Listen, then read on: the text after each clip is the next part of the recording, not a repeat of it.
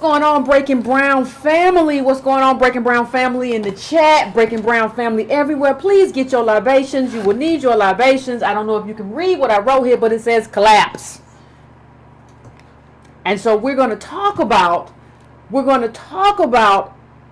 and I'm going to answer a question. The question that I've been getting a lot. I'm going to answer that question. I've been getting one question a lot as of late. And I am going to answer that question. But collapse kind of figures into that. So if you have not gotten your libations, please get your libations. Please do what you need to do at this moment to take care of yourself.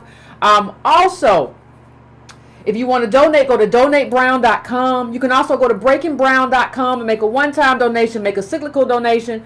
Please like, if you have not liked this YouTube already, please subscribe if you have not done that already. Also, some of you have asked, yes, I do have Patreon, and patreon.com/ycarnell is my Patreon account. And we got a lot to talk about. You know, subscribe to brown.com just in case YouTube goes away, that I have a way to have this conversation without them.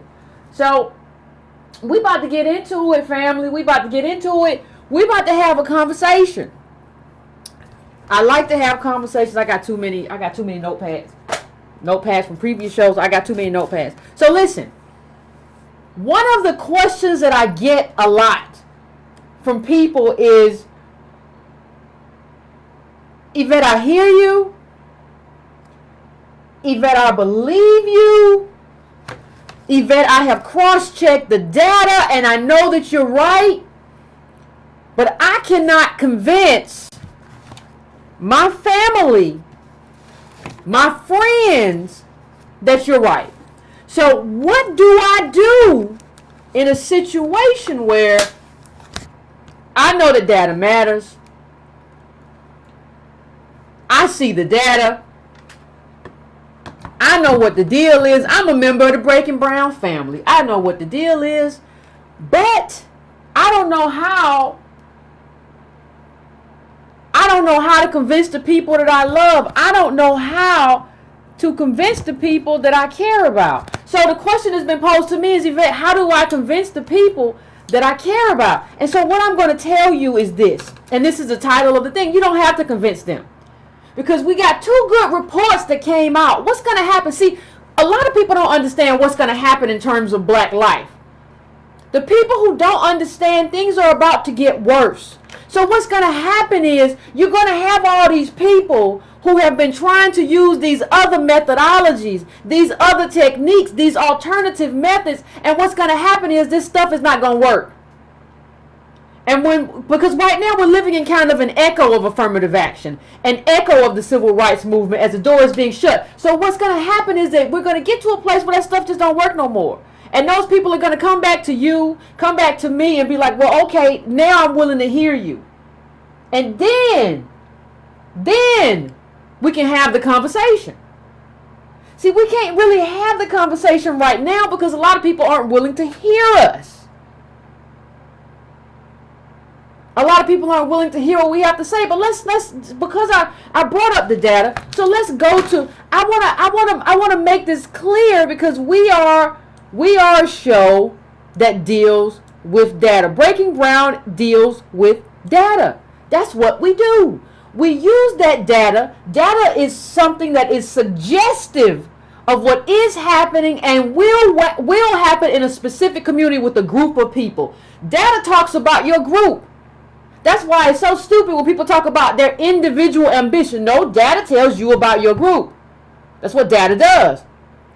So I'm going to put this up, and it says, report no progress for African Americans on home ownership. Oh, let me make it a little bit bigger for you, so everybody can see what I'm talking about. Now, this is from the Washington Post. No progress for African Americans on home ownership, unemployment, and incarceration in 50 years. What they're saying is this. They're saying that we have not made any progress since the civil rights movement. I want you to think about that for 1 second. Hold on, I'm going to move this a little bit. Think about that for 1 second. We haven't made any progress since the civil rights movement.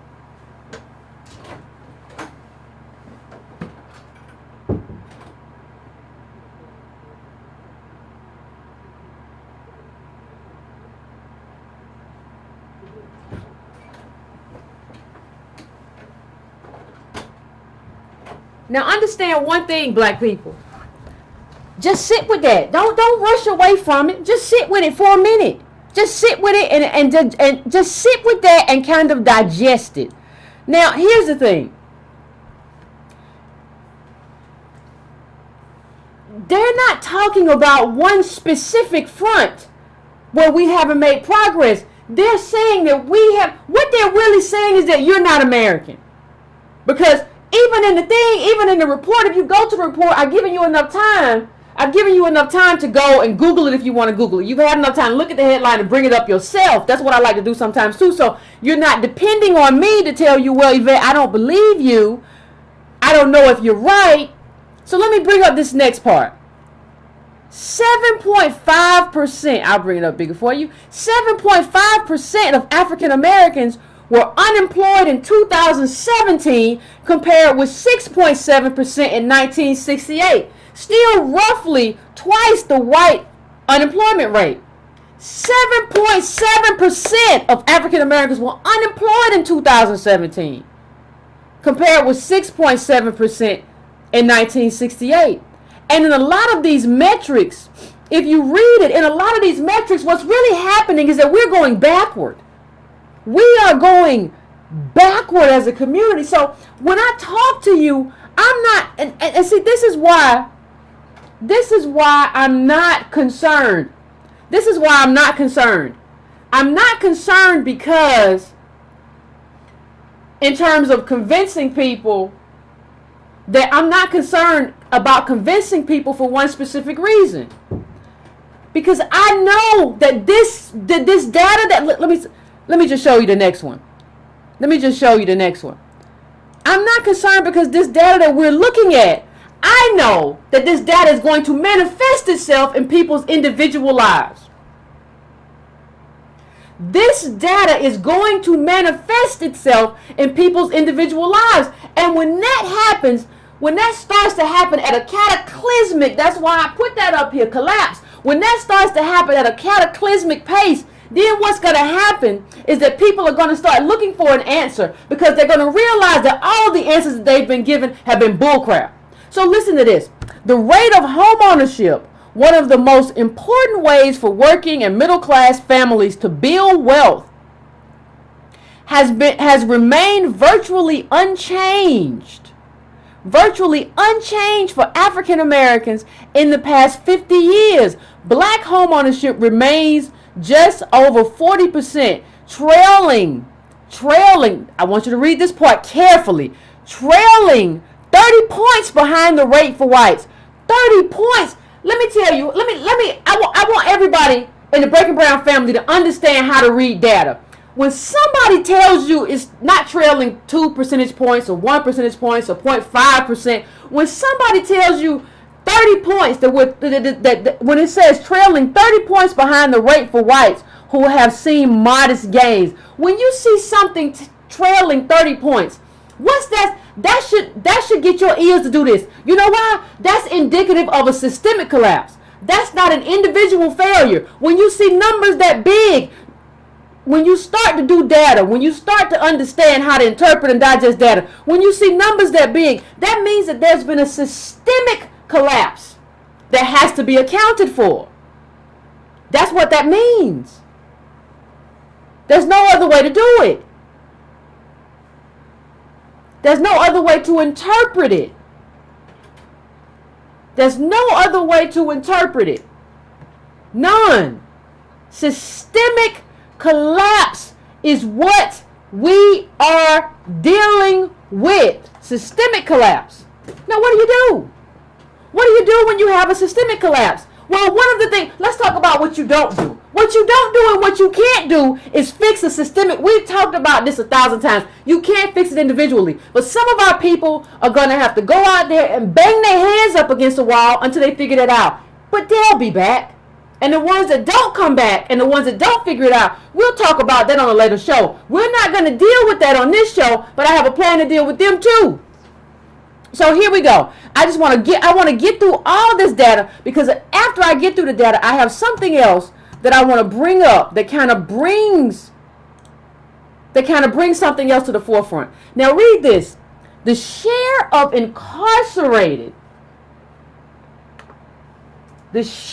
incarcerated African Americans has nearly tripled between 1968 and 2016. One of the largest and most depressing developments in the 50 years, especially for black men, researchers said. African American. Now hold on. The researchers said especially for black men. Now see, I need some of you black women who have been telling me that you're just male identified. I don't know what that means, but I know you owe me an apology. Because everything I say on this show comes from economists. I'm not making stuff up. I'm not an economist, so that's who I go to figure stuff out. This is the Economic Policy Institute who is giving us this information. I'm not making it up. I'm not getting it from somebody who just stocks shelves and thinks that today I'm the expert on something. I go and get it from the experts and I digest it in terms of what it means for our community. And that's what we all have to start doing. And we all have to start asking people, how do you know this?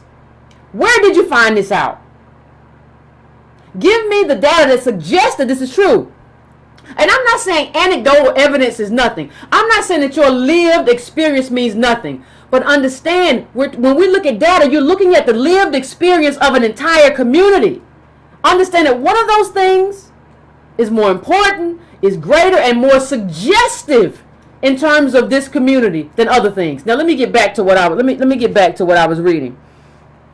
It says one of the largest and most depressing developments in the past 50 years, especially for black men, researchers said, African Americans are 6.4 times, not even double, understand, 6.4 times as likely than whites to be jailed or imprisoned, compared with 5.4 times likely in 1968. What they said is that we worse off. That's what they're saying. You know, 12%, only 12% of blacks had completed a 4-year degree in 1973, according to the U.S. Department of Commerce. We are more educated. Understand, I have a clip coming up about that too. Understand something. You have to understand this. We are more educated and we are doing worse. See, this is where I have a problem with the people say, if we could just change our behavior and buy less Jordans and get educated and we are more educated and doing worse. What that means is that you are in a place, that means that you are in a system, that you are in a community that where you have a government and the people that has weaponized itself against us as a specific group. That's what it means. Let me show you this.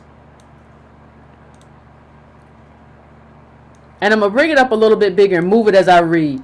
It says, the lack of economic progress is especially startling given that black educational attainment has improved significantly in the past 5 decades. Read that again if you don't understand it. I'm moving it light for those who are looking at me. It says the lack of economic progress is especially startling given that black educational attainment has improved significantly in the past 5 decades. Schmidt said, one of the economists. African Americans are almost as likely as whites to have completed high school in 1968. 54% of blacks graduated from school compared with 75% of whites. Today, more than 90% of African Americans have a high school diploma, 3.3 percentage points shy of the high school completion rate for whites. So what you have, ladies and gentlemen, and this is, what you have is a situation where we are doing, like, they told us what we had to do. They said, if you want to be successful in America, this is what you have to do. There's no doubt about it. If you want to be successful, you have to do this thing. And we did that thing and we're not successful.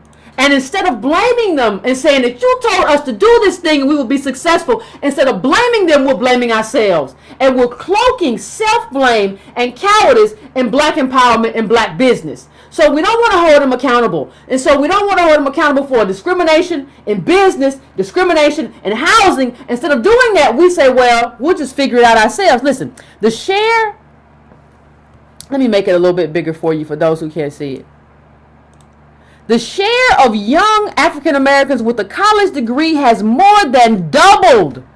The share of young African Americans with a college degree has more than doubled to 23% since 1968.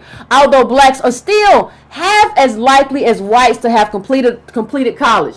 Let me tell you something. One of the other things they said is that based on where we are, so we do the right thing, we get a degree, the degree don't mean nothing. And some of us still can't get a degree because of inherent bias and everything that comes with that, right? So they told us to do that and it didn't work. So what they're saying is that in this report, they say, because of this, black people don't have the money, native black people, descendants of slaves, we don't have the money for health care. We don't have the money for illness. We don't have the money if we get unemployed. We don't have the money to put a kid through school. They said our money, the amount of money that we have is negligible. Understand, do you know what negligible means? We have negligible money, which means we don't have no money. Negligible money is no money. We don't have anything. You don't have anything that would allow you to be American. We're supposed to be American. Blacks with college degrees, listen, you remember Sandy Darity, professor from Duke. Antonio Moore interviewed him. I played a clip from his show a while back, long time ago. And one of the things that he said is that blacks with a college degree have less wealth than white high school dropouts. What they're telling you is that the system isn't playing fair. What they're telling you is that everything they told you to do is a lie. Because what I said last episode, I said they keep changing these, they keep playing the shell game. And they tell you to do this, and then they move it. And they tell you to do this, and they move it. And they tell you to do this, and they move it again. They're playing the game. They're gaming us. And so when the system games you, how do you not hold the system accountable? How do you then say, well, I'm going to go create a new system. I'm not going to deal with this system. I'm going to create a new way of capital. I'm going to do black entrepreneurship and have my own. Listen, I have said this time and time and again, but it is too late for that. And even when we tried that, the problem with a lot of people who see black capitalism as the answer, I never said don't do any kind of entrepreneurship. I always say that there's no black entrepreneurship without black politics. It will never exist without black politics. But what I'm saying to you is that the thing that a lot of people, because we have so many people in our community who don't understand history and who don't throw themselves in books. What you don't know is that black capitalism has been tried. But what happens is they don't respect us. And they don't enforce laws when people take advantage of us. So you've had black capitalists be very successful, and white people come along and snatch it. And come along and burn down your company. And come there and say, well, this mule belongs to me. I think this is my mule.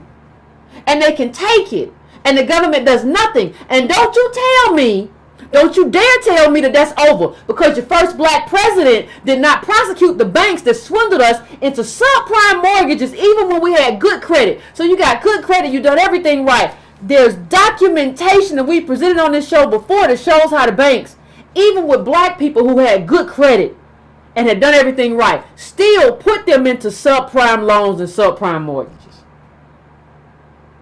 And they should have been prosecuted because they were doing it as a way of packaging AAA rated derivatives, housing derivatives. They were doing this just to make money. And they made billions. And they threw the globe into recession and stole a bunch of wealth, the little bit of wealth that black people had built over the years, and your first black president did nothing. He had control over, one of the things that Obama had control over was his own judiciary. His judiciary could have prosecuted because they had violated the law, except those banks had violated the law. He could have audited the banks. He could have prosecuted those banks. None of that required Congress. None of it. Not one piece of it required Congress. Not at all. He could have done that and he didn't. So we're living in a world, black people, where everybody understands we can take advantage of black people and the government will do nothing. So you cannot tell me that the government is not important, because the government is supposed to enforce the law. The government is supposed to say this is wrong and we are not going to let you do this to us. We are not going to let you do this to Americans. See, if Obama had done that, banks and everybody else would think twice about taking advantage of African Americans, because they would know they would have something to look back on and say, listen, we can't do that, because if we do, you remember what happened to the last bank took advantage of black people? They are a protected class. You can, if you can protect the spotted owl, why you can't protect me? And then you can't even protect him no more. I heard that there are so many species that are vanished from the planet. Listen, you have all these. I have a lot of white people who want to talk about this too and say, I want environmentalism. Environmentalism starts with black people. When have you been out front saying that you cannot put a nuclear plant in this neighborhood, in this black neighborhood? You cannot put this smog. You cannot put this landfill. When have you done that? Obama could have used his pen. He could have used an executive order to fix this, and he chose not to. And people say, well, why do you keep talking about Obama? Because Obama's part of the reason that we are not a protected class, that people didn't get prosecuted, that he could have revamped the whole housing in terms of what is it called? Amortization. He could have done that in a way that could have sort of undone redlining. There's so much that he could have done. And we cheered him on as he chose to do nothing for us and actually made our predicament worse. And this is part of the reason that you see this. Is because of, it's not only just your white president, your first black president was no different. But let me just go to the next, because I want to get through all of this data. Now this is the next piece of data I want to get through. I want you to look at this. I'm going to put it up big. Yet the hourly wage of a typical black worker grew by just 0.6% a year since 1968. Understand what they just said. 0.6. The hourly wage of a typical black worker grew by just 0.6% since 1968. African Americans make 82 point, and I think that number is inflated, but I'm not going to get into that right now. I'll do that data later. 82.5 cents of every dollar earned by a typical white worker, the report said. And the typical black household earns 61.6%. 61.6% of the annual income of white households, with black college graduates continuing to make less than white college graduates. And I just gave you the data on that.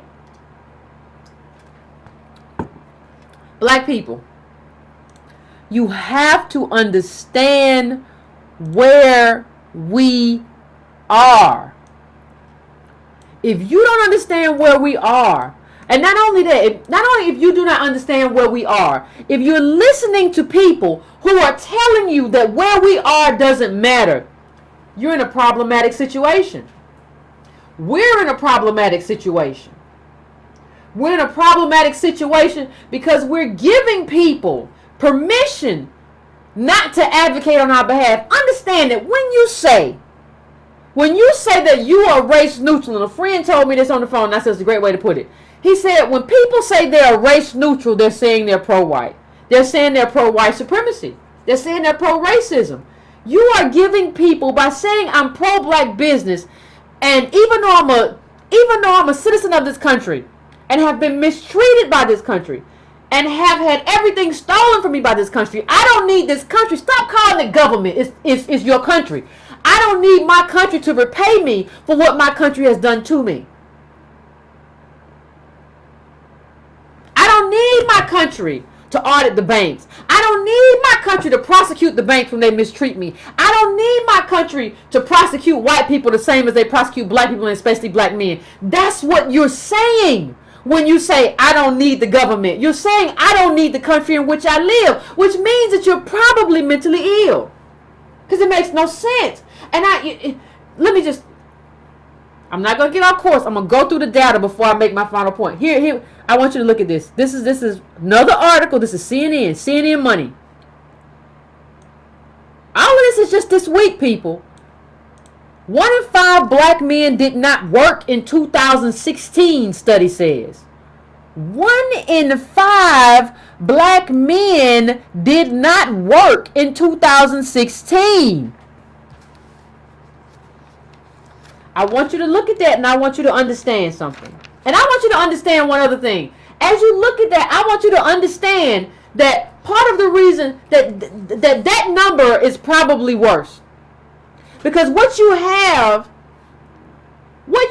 is Uber is actually Uber, Lyft, the whole gig economy is actually masking some of that, right? So you have a situation where Uber is masking some of that. Listen. And you have another situation where you're not accounting for incarcerated men. And people say, well, in the data, we don't normally account for incarcerated men. Well, that's because the number of incarcerated men is usually negligible in a normal society. But that's not the case in a black society, where they have put a huge disproportionate number that's not true anywhere else in the world in cages. So if you were to take this number and include black men who are in jail, it would be cataclysmic. It would be even worse than 21%. And what you have, even with mass incarceration, what you're seeing with mass incarceration, and they're telling us this, they're saying mass incarceration is just housing is a public policy housing thing now. Mass incarceration is just how we house people we don't want to deal with. So we're not going to find you no jobs. We're not going to put no policies in place because y'all not pushing for policies anyway. We're not going to do none of that. We're just going to put you in jail. That's how we're going to house you. And we're going to make you work for companies while you're there, so you do a job, you don't get paid. It's perfect for capital. It's not perfect for you. But mass incarceration has become public housing policy. I want you to understand this. Mass incarceration has become public housing policy. We're not going to give you no public housing no more. We're not going to do that. We're not going to have you housed anywhere where you cannot contribute to white capital. We're not going to do that. And this is set up by your government. And then you have people saying that I don't need government. Listen, let me just make one thing clear. This is not even about whether or not you need government. Let me just put that argument to the side, because we've already discussed. Let me put this out for 1 second. This is about what government has done to you. This is not just about, see, I said on another episode, government is not your white daddy. But government is the reason why your black daddy is in jail. So this is not just about what you asking the white man or the white government for something. This is about you saying, you have done something to me. You have inflicted something on me. And what are you going to do about it? You have to fix it. I have a lot of people right here calling themselves men and women and grown people. And you're not calling on your government to fix what has been done to you. How do you say you stand with and for the ancestors? You talk about your ancestors, but you're not willing to say you owe us and you owe them for what has been done to us. What is the seed of this? And I was talking to a friend on the phone. I said, listen, I'm right now reading, and some of you are right when you said the addiction doctor I talked about was Gabor Mate.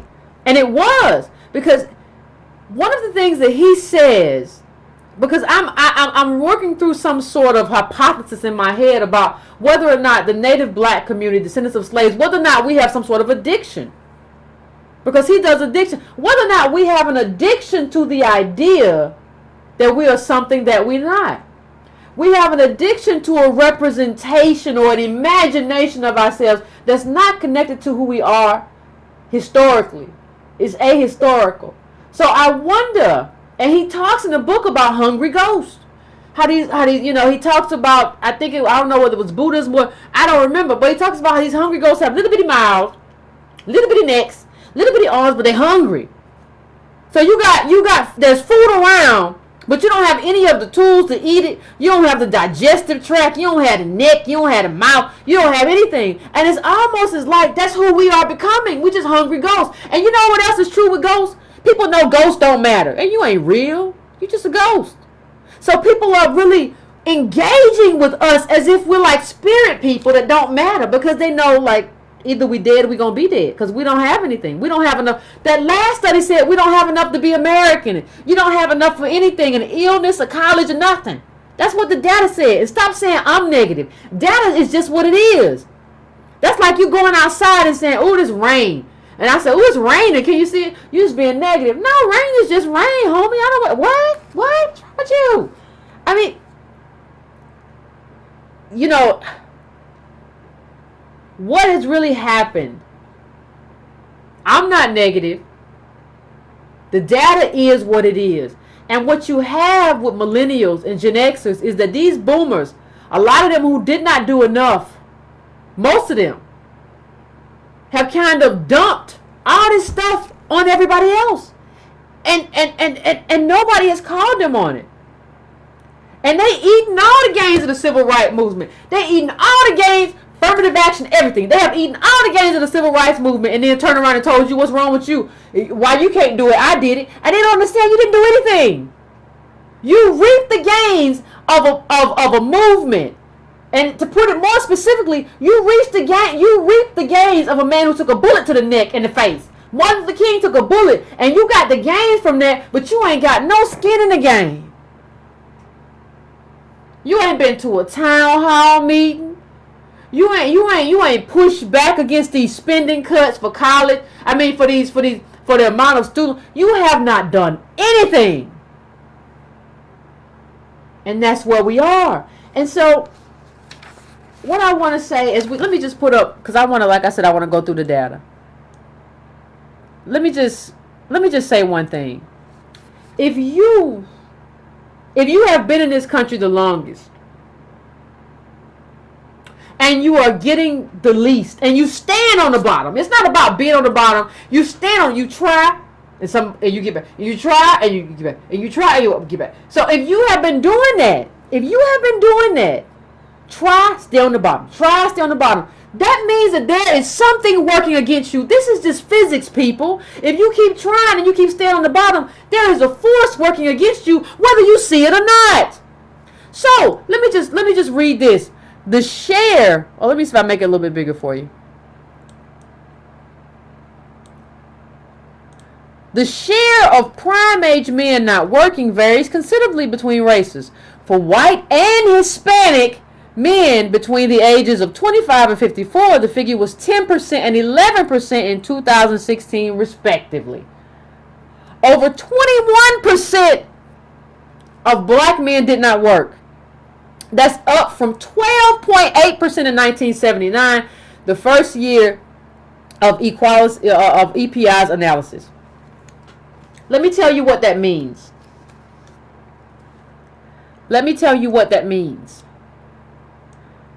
When you see everybody else, even people who just got here, doing better than you, that means that government is on your neck.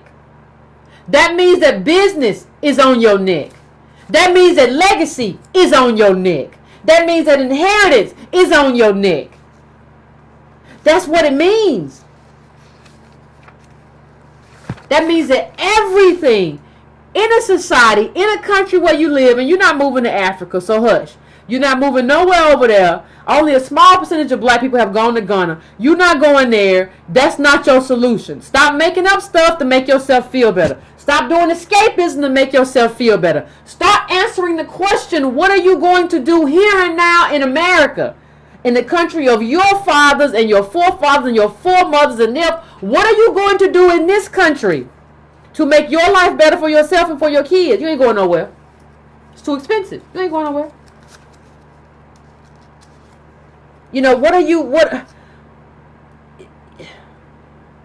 you have to, one of the things that I kept hearing when I put this thing about 1 in 5 black men not working. One thing you have to understand is that it's involuntary. It's not about black men laying around and not doing nothing. It's the study itself said, and you can look at the article. The study itself said this is involuntary. These men cannot find work, or they are disabled, or they come out of prison, they can't find jobs. This is involuntary. So let that trope go about how they just don't want nothing. The second thing I want to say, I kept hearing this, well, black men just do their stuff under the table. And so they do their work under the table. So you just don't know they be working, but they making money, just making their money under the table. Understand something. I want you to understand that a cobbled together life is not a life. A life where you cutting hair on Monday and you're a handyman on Tuesday and then you log on sometimes to do Lyft is not a life. It's certainly not supposed to be the life that you have as the progeny of people who built this country with free labor.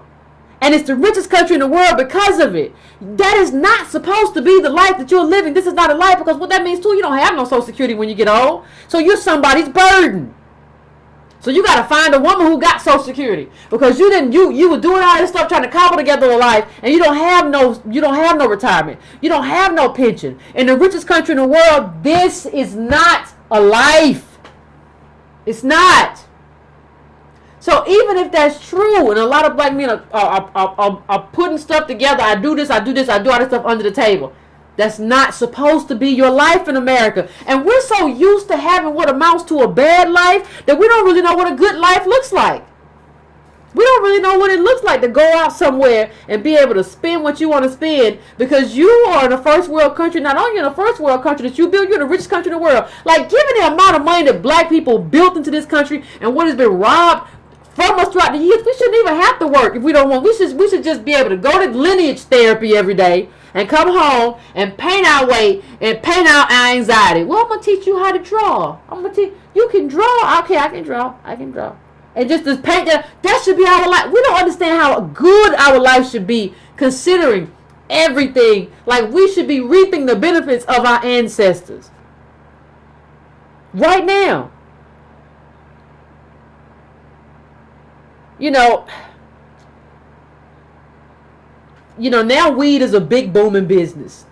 But it used to be a time where it was illegal. I mean, it's still illegal to carry it, but now people are making money off of it, right? So now you got a felony if you a black man and you were selling it trying to get money because there wasn't no jobs. Now you out here, now you got a felony and you can't get a job. And so we don't understand. We don't understand what this means. And so we look at these boomers in a certain way, and we don't understand that your failure, because you don't ever just get anything in life as an oppressed people. You fight every generation. Y'all stop fighting, and y'all just started buying Lexuses and Mercedes and all kinds of stuff, and you gave up. And so now we're looking at this black man who's been in jail for selling a dried up plant that people smoke. And you're casting judgment on him when we should be casting judgment on you. What have you done? When did you advocate? When the prison laws came out, did you advocate against that? In the 80s or the 90s, doing Reagan or doing Clinton, did you advocate against that? We should be asking these boomers, what did you do? When our politics were on the line and we were too young to speak for ourselves, what did you do? And what did you abdicate? We don't have stability in this land that we built. What does that mean? What does it mean when you been here the longest and you're doing the worst? Black unemployment, 6.8%. And it's 3.5% for whites and 5% for Hispanics. You have a higher unemployment rate than somebody who just came across the border. What does that mean for you? You have to be able to interpret this and understand that it's not going to go away. And understand why. Let me put this up. In order to understand why, you have to understand something else. Blacks were enslaved well into the 1960s. This is a Vice article. We'll put it up if you want to go and take a look at it right now. Go and take a look at it. Blacks were enslaved well into the 1960s. This is not a joke. This is not a sci-fi movie. This is not Get Out. And if you go to this article, what you see is see the thing that we don't understand timing, right? So when you don't understand timing, what you don't understand is the limitations of people that came before you. You don't get it. So what you don't understand is that these people didn't have TV. They didn't have radio. These are black people. These are black people. No TV. No radio. No nothing. I thought I saw Army in the chat. Shout out to Army. I'll say, if he's in the chat, I'll say, friend Bone, what's going on? Like, but these are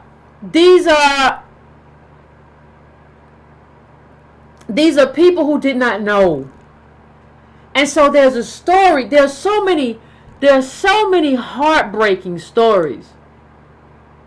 I mean, when you read this, blacks were enslaved into the 1960s. What you see is they talk specifically about one family and how and they talk about how it wasn't this one family, but this family would bring these. They told one the father ran away and a white family picked him up and brought him back to the plantation, and they told him, you know, they were indebted to these white people. They didn't know that everybody around them was free. These people are on isolated plantations. You gotta understand, a plantation don't just necessarily have somebody next door and next door and next door. That's not, this is a 21st century lens that we're looking at this through. So the second thing that you have is that the story is that they brought these people, they had them, and in this one plantation they had the mama and they had the daughter, and they would bring them up just to rape them. And they were the plantation master and whatever men, whatever, just rape them. And they would have the women side by side. This is the 1950s and 60s people. These people got you believing you've been free for 150. No. That's the life. Let me just go to the next clip. I don't think we understand what it means to be black. And I'm going to read from this. I'm going to bring this up a little bit bigger. I'm going to read from it. 6 months after that, see, the writer of this met the woman, and she met a few people. She met the woman who gave her this story, and this is how she met her. And she said her name was May Louise Walls Miller, and she said May walked in after the lecture was over, demanding to speak to me. She walked up, looked me in the eyes, and said that I didn't get my freedom until 1963. She said, I didn't get my freedom until 1963. Meanwhile, these people got you believing that the Emancipation Proclamation is what made us free. That's what they got us thinking. Okay, let's go to the next clip. It says, May's father, Kane Wall, lost his land by signing a contract. Now understand that this is theft. He didn't lose his land. He lose it because it was theft. Because they wouldn't let us read, it was illegal, and because we couldn't read, they stole from us. This is theft. This is what Ta-Nehisi Coates calls plundering. May's father, Kane Wall, lost his land by signing a contract he couldn't read that had sealed his entire family's fate. As a young girl, May didn't know that her family's situation was different from anyone else's. The family didn't have TV, so May just assumed that everyone lived the same way her and her brothers and sisters did. They were not permitted to leave the land and were subject to regular beatings from the landowners. When May got a bit older, she would be told to come up to work in the main house with her mother. Here she would be raped by whatever men were present. Most times she and her mother were simultaneously raped beside each other. I want you to think about the trauma of not only being raped, but while you're being raped, you're watching your mother be raped at the same time. I want you to think about the trauma. And I want you to think about the fact that with these people, And with all of us, there has been nothing to compensate us for any of what happened. And don't tell me, these people, racists, love to tell you, well, it didn't happen to you. We would have had to compensate the people what happened to. You didn't compensate them for a reason. You tried to run out the clock. You could have compensated them. You chose not to. So now you owe me with interest and dividends and everything else. You chose not. It was a strategy not to compensate these people. It wasn't like they never asked or never wanted it. You chose not to give it. When does payment come due, black people? And if you're going to go and bury your head in the sand of black entrepreneurship to the exclusion, understand, you're burying your hand in black entrepreneurship to the exclusion of redress for your ancestors. I hope they haunt you in your sleep. Because I'm not telling you that you can't do business, but I'm telling you, you can't do that exclusively. Politics has to be the key, because it's the key for everybody. The sharecropper contracts are no different than student loan today and first, descendants of slaves. You did the same thing with us. You stole from us in the same way. You told us the school was going to matter. We got to go to school with them. And you made school so expensive. And it ain't expensive for people who have money, who are real Americans, but it is for us. And we got student loans and we can't write them off. And they're not a key to getting a job no more. You ought to be ashamed of yourself, America. And this is where we are. And so the question becomes, okay, Yvette, this is where we are. What do we do about it? Well, let's continue this story, shall we? Let's continue this story. We back to the same story, the same family, the woman, mother and daughter getting raped side by side. Let's go a little bit further. Her father, Cain, couldn't take the suffering anymore, and we talked about this, and tried to flee the property by himself in the middle of the night. His plan was to register for the army and get stationed far away. But he was picked up by some folks claiming they would help him. Instead, they took him right back to the farm where he was brutally beaten in front of his family. Brutally beaten. And basically, when you're brutally beaten in front of your family as a man, especially as a man during that period, that's you were emasculated. Let's just call it what it is. Let's just call it what it is. And so, when you say that we don't need white people and we're going to leave white people out, what you have to understand is that white people are the engines of inequality. And they're the engines of inequality because they are the ones who are living off this inheritance that was built off of black people failing and not having anything. So now it's almost as if you ever see a ball rolling down a hill, or a boulder. You see a TV show where a boulder rolls down and that boulder gets bigger and bigger and bigger and bigger and bigger as it rolls. So now the boulder is humongous. And it's rolling down the hill at us. And that is white families. So it's rolling down the hill at us. And you have other black people saying, don't worry about that boulder. We can figure it out. The boulder's right there though. The boulder's like 20 yards away. But we're going to figure it out. And you have to understand that at the moment that this boulder is coming at you and you can't really move, that this boulder has a level of agency that you don't because of what it stole. You cannot leave that boulder alone because that boulder has taken something from you that allows it to be this swift and this fast. Let me just, I'm going to bring this up a little bit bigger, and I'm going to read something to you actually from the article itself, because if I can find it, because the article itself is very helpful, and it's white families are the engines. When you read white families are the engines of inequality, you don't really understand what that means. You don't really understand, like, what does that mean? And you don't really understand how inheritance plays into everything that we're looking at right now. But you have to understand it. You have to understand. There's no way for you and I to have this conversation if you don't understand the role that inheritance plays. Let me read something for you. It says white families are twice as likely to be millionaires as they were a generation ago. Now this is comparative. White families are twice as likely as they were a generation to be millionaires as they were a generation ago. The richest 100 families control more wealth than all the black people in the U.S.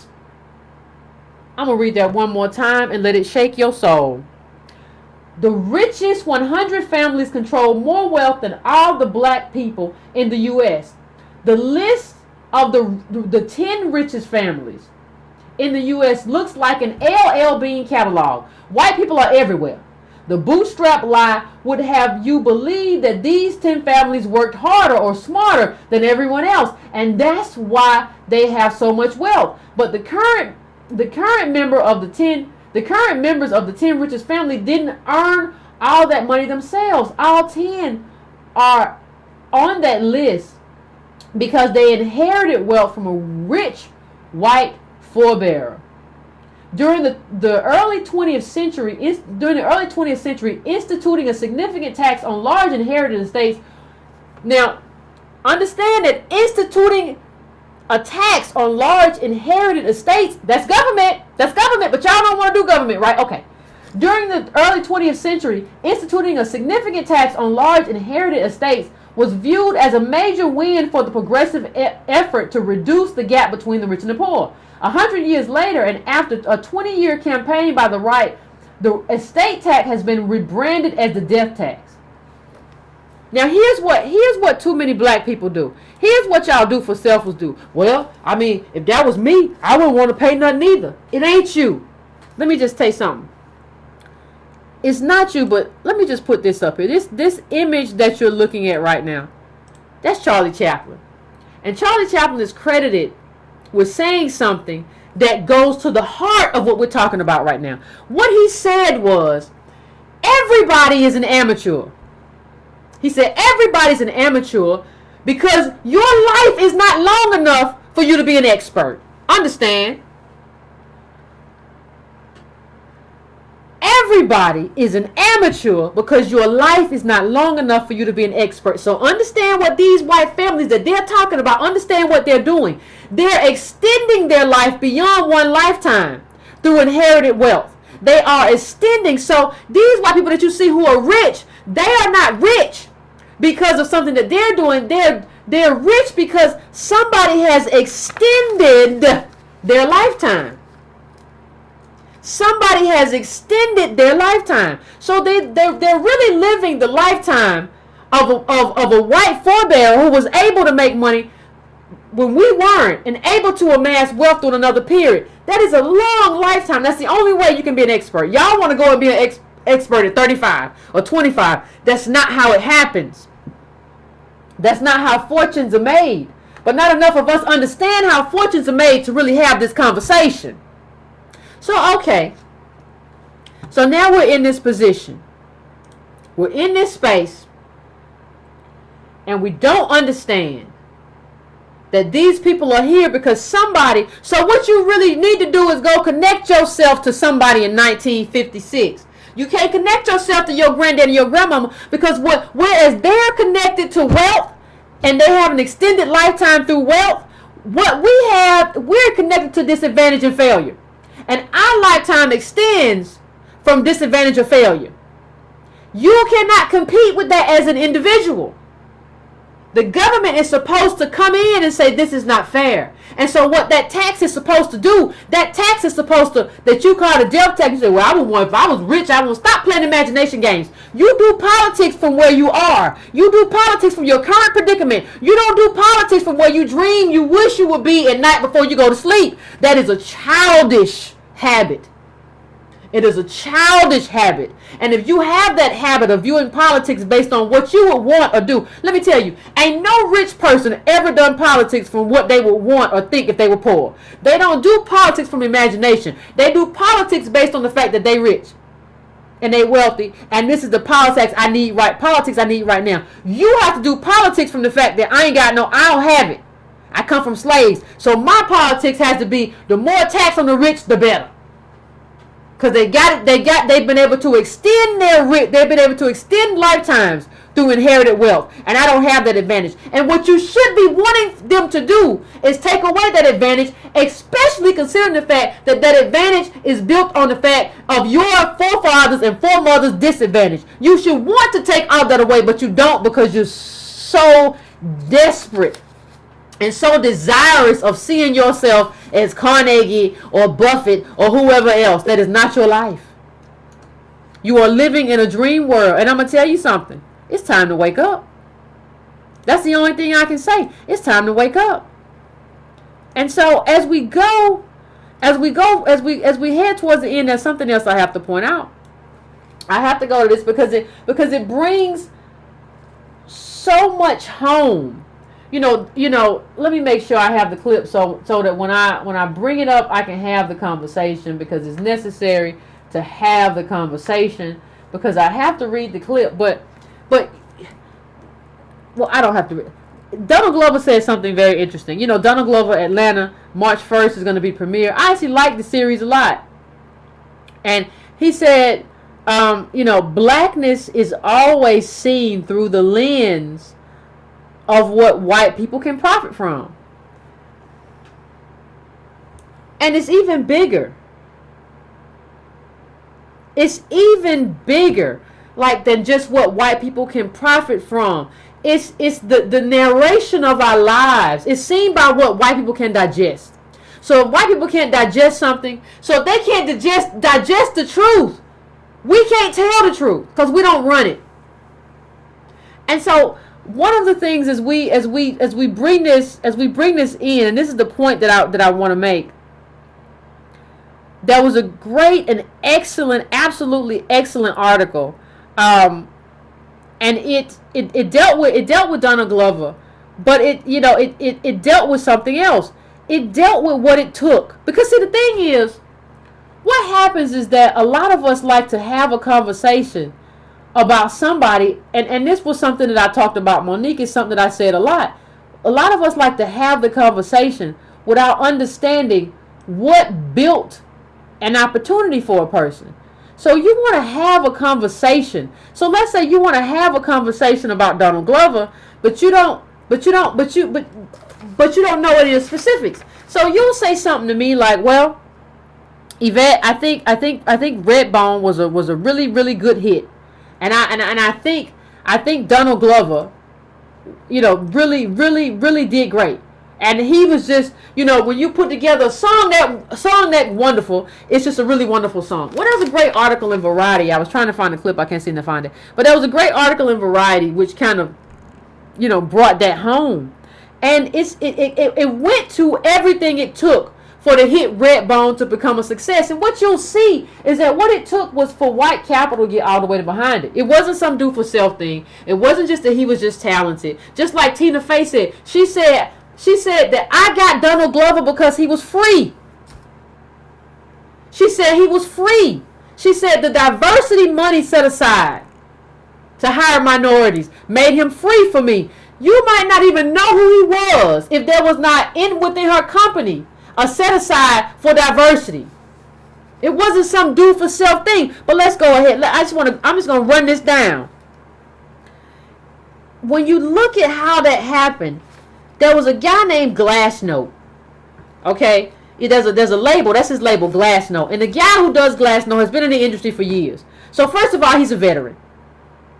He's a veteran of the industry. And he's the one who is Donald Glover. He signed to his label. He signed the Glassnote. This guy's a veteran. And he heard the song. And he's asking himself, how do I push this song?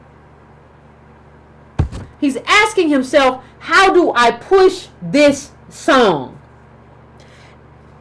And what you have to understand when you understand he's asking himself how does he push Redbone, you have to understand the leverage that he had.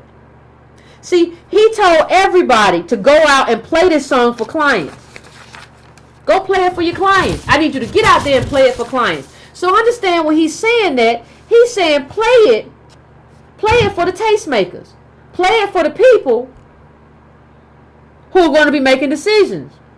They go and play it for the guy who's like head of Spotify, who's the curator for the rap caviar thing at Spotify. And you can say, well, the Spotify guy didn't have to listen to him. Well, the Spotify guy is a black guy, but he does have to listen to him. This guy's a player in the industry. So this guy has leverage that you don't have coming to him, even though he's black. And you say, well, I'll be able to go to this man and say, hey, brother, man, me and you going to do the work together. Well, first of all, he's from the Congo, and his father was a PhD, and he fell in love with rap music in Zimbabwe because his father was going there to be a professor or some other stuff. Like, you don't understand the way that these folks are leveraging relationship. Not only that, understand this.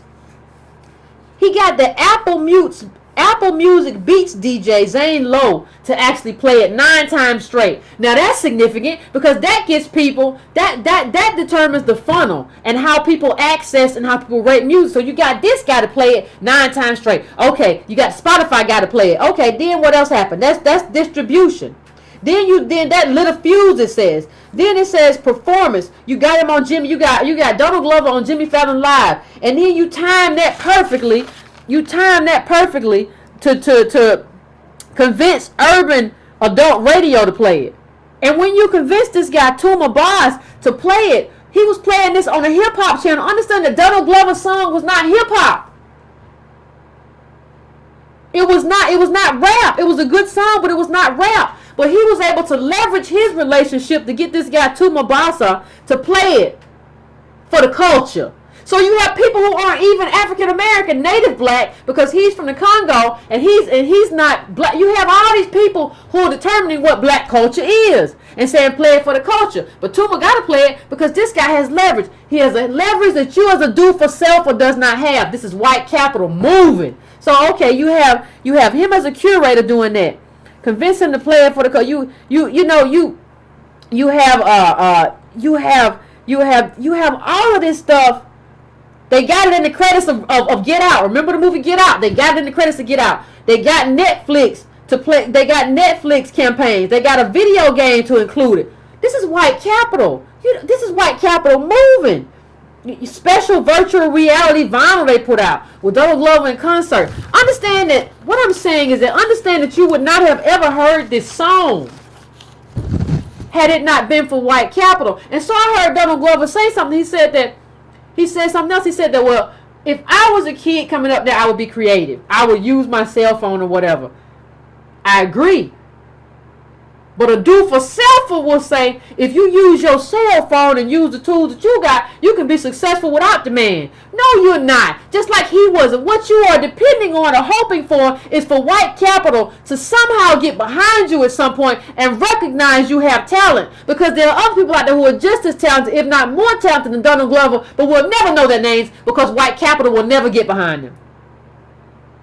And that is the life that we're leading right now. You have to understand the meaning of that.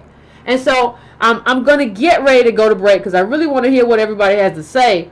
But I think this is something that we have to understand. And understand, like I said at the beginning of the show, you're not going to get through to everybody right now. It's just not going to happen.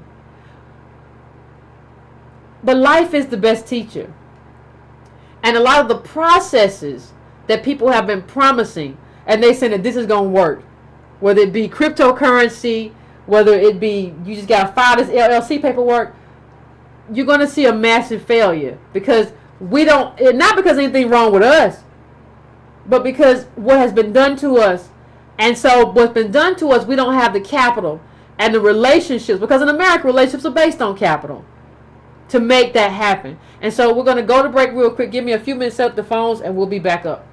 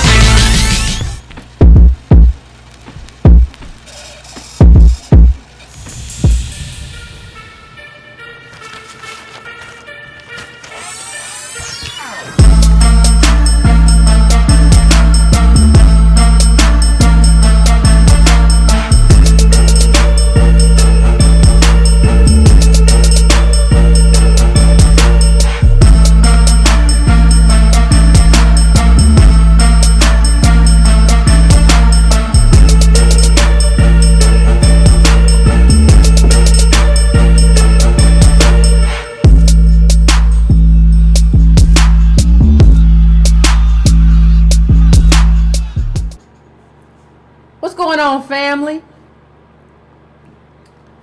What's going on? I am back, and we're gonna have this conversation. A lot of people don't want to have the conversation. Let me turn this back up. I try to turn the music down because my name is so loud. What you doing? It's so loud, even I can't take it.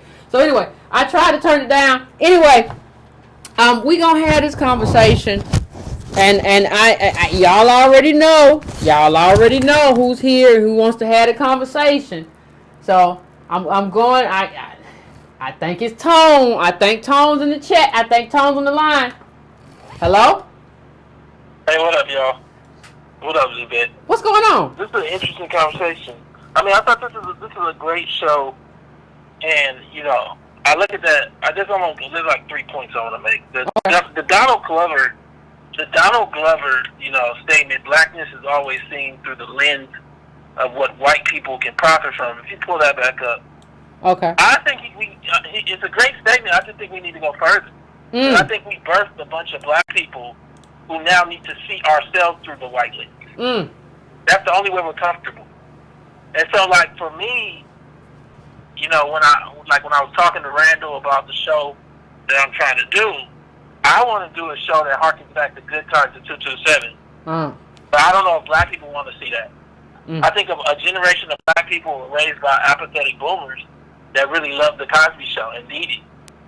They needed that to undergird their false reality, all while they're mired in student debt driving Uber.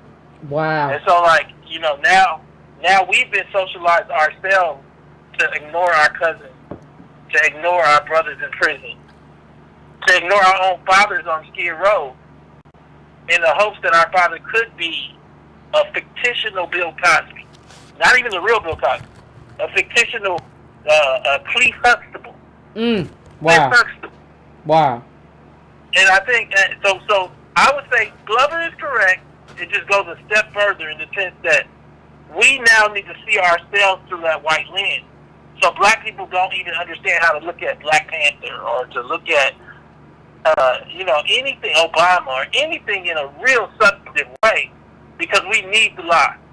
And so, I start to look at an analogy you gave earlier to kind of give context. The part of the reason this happened, you talked about a boulder being 20 yards off. And I don't think we understand, and it isn't just blacks that are experiencing this. The entire way Congress is operating is kicking the can down the road.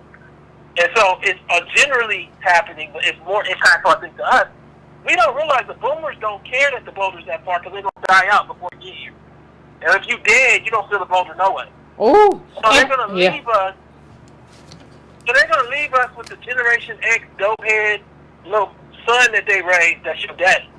You're left with him as your father.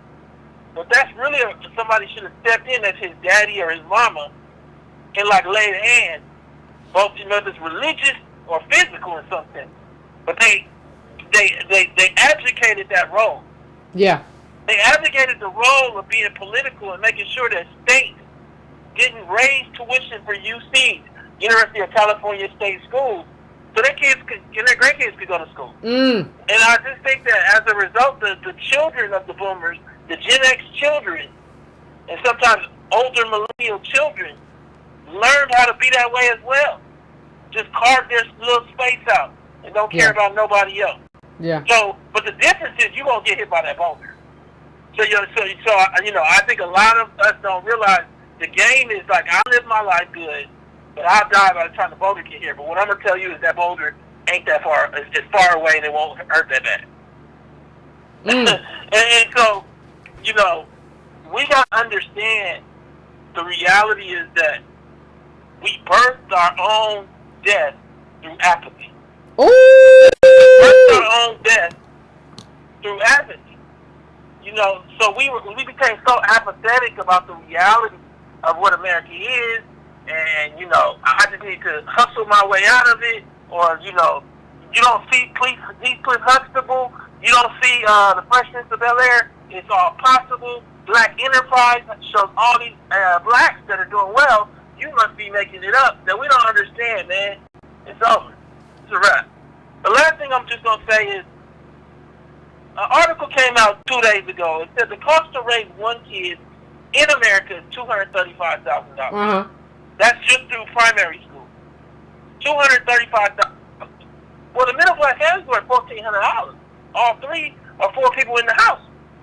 We don't understand, and it's funny because me and you talk about this extensively. You can't afford the kids in your house.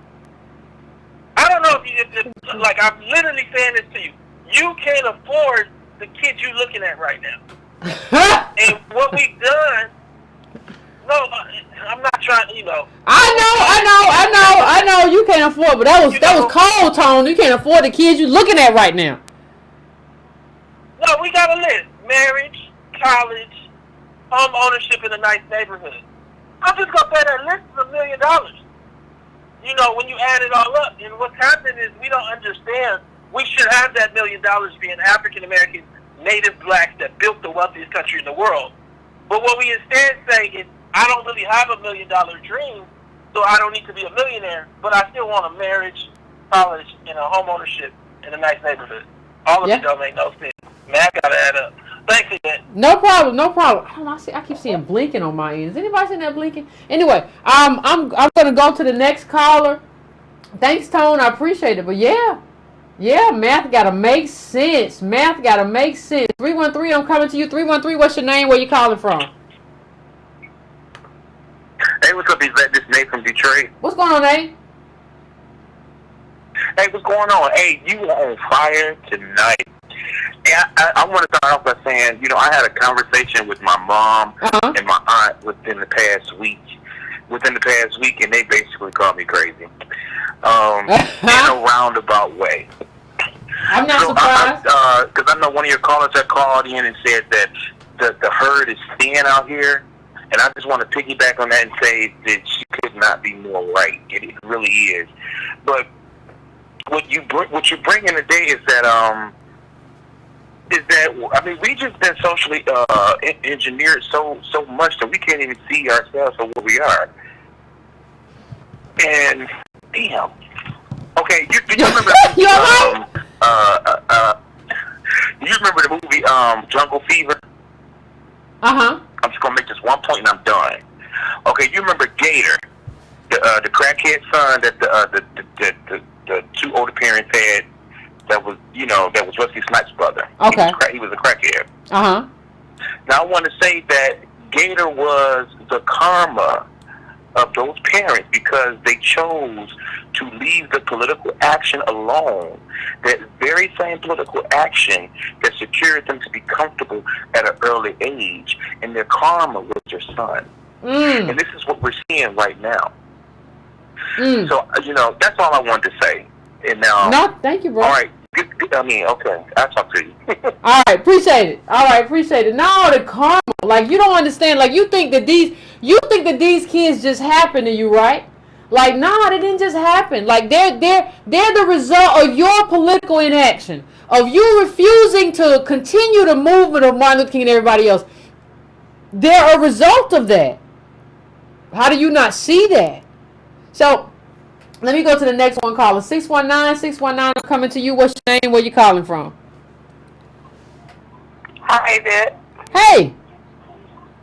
My name is Antoinette, and I'm calling from San Diego. Okay. I just want to say I love everything you're doing, and I've been following your show for a while. And just like the previous caller, talking to friends and family it's like hard.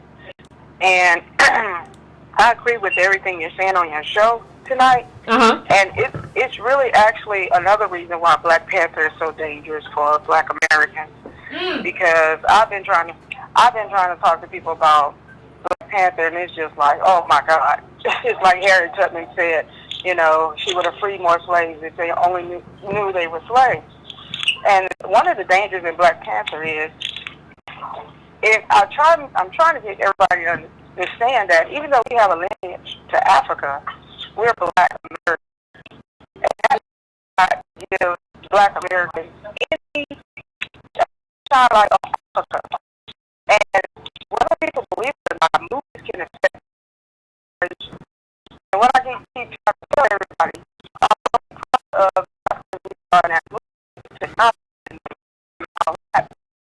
American government started passing down grants and loans for all of that, they're Uh-huh. going to look right over black Americans again and give it to Africans. So us being proud of the movie has nothing to do with, like you said, I mean, we are owed reparations. But Yeah. every time we bring it up, they look right over us and go to another people. And although those people in that movie look like us, they are not us. So once again, legislation is going to come down and look right over black Americans. And this time, go to people that look like us, Africans. Well, and that's because we confuse lineage with like skin color. Like lineage is not. I say it again. Like lineage is not Crayola. You can look exactly like somebody. Like and the thing is, I had this, and I've told people this. I had this during the Obama administration. A lot of people would say to me, I say he's not because I voted for Obama the first time, and then people would say to me, well, Yvette, but then on inauguration day when he gave that BS speech, I knew it was over. So, and people would say to me, well, Yvette, he's darker than you. And I would say to them, like, skin color is not lineage. Like, you have to have, we're talking about a shared history, a shared tribe. What are you talking about? You're actually right, and I'm going to make my last point. Sure. Killmonger to Wakanda. But even to like a his lightning death in the outside? end of the movie, they did not see him worthy of that throne because he represented us in that movie. Exactly. He had the mark, but he still wasn't worthy. And he said, and they told him you will never be one of us. How much clearer do they have to be? And that's exactly how the government is going to be. Black Americans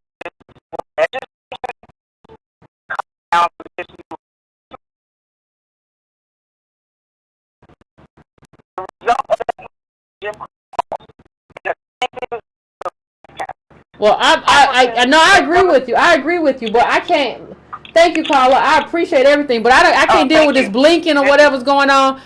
So I think I'm gonna have to end the show early. All this blinking, I don't know what this blinking is. Is there some kind of listen? Net neutrality is real. Net neutrality is real. They got a lot of blinking going on. Probably the network done got slow. Let me tell y'all, these people gonna figure out a way. Cause they run everything. That's why this whole idea of like black business and do it for self, they run everything. So now they can make me look like a horror movie right now because they can just slow down the speed. Look at that blinking. Looks like a horror movie. Anyway, if I didn't get to you tonight, I apologize. We'll try to figure out the blinking and what is going on with the carrier, the provider, everything that is happening. See, this is the thing people don't understand. Like, people say, well, Yvette, upgrade your service. I did. And it's still blinking. And then last time, I don't know if you all remember, the last time I was here with Tone Toss, it didn't blink. It did some other stuff where it just slowed down and cut off for a quick second or something. I mean, it's all kind of stuff makes me feel like, is there a ghost in the line, right? But anyway, I'm going to... I know everybody hears me, but they cannot see me because it stopped for a second. If it go again, don't you blame me. I'm gonna take another caller. Let me go to 480. What's your name? Where you calling from? Hello, 480. You there? You there, 480? Hello. Yvette, how are you doing tonight? I'm good. How about you? I'm hanging in there, sister. I'm hanging in there. Okay, what I wanted to ask you was about reparations. I think it's Dr. Claude Anderson has a lawsuit going on for that. Uh-huh. Are you aware of that? Yeah. Okay. All right. And then also with that, the reparations, it struck me how many black people were against Monique in her situation.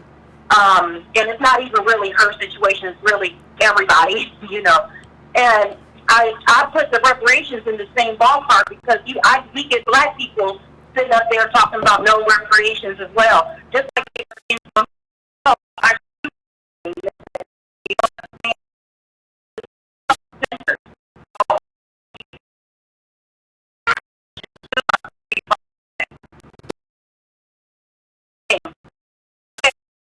Okay, go ahead. We got ghosts in the lines right now. We can't go too long. Come on. Okay, the NCAA has a class action lawsuit going on as well. And they're using the 13th Amendment saying they don't have to pay athletes because they deem them. Oh, it's getting deep out here. I heard her, but I can't even do nothing with it with the ghost in this line. I can't even do nothing with. Listen, I mean, we all know what it is.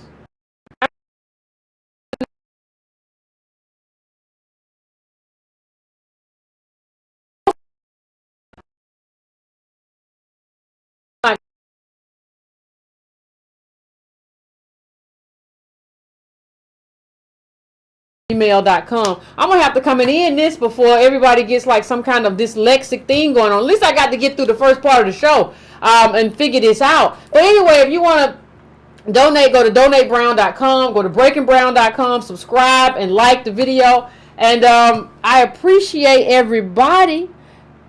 And we're gonna come back. Maybe I might do a quick hit because I need to do a quick hit anyway or something to test this out and figure out what the problem is. So you all might see me do a quick hit very soon to try to get this all figured out.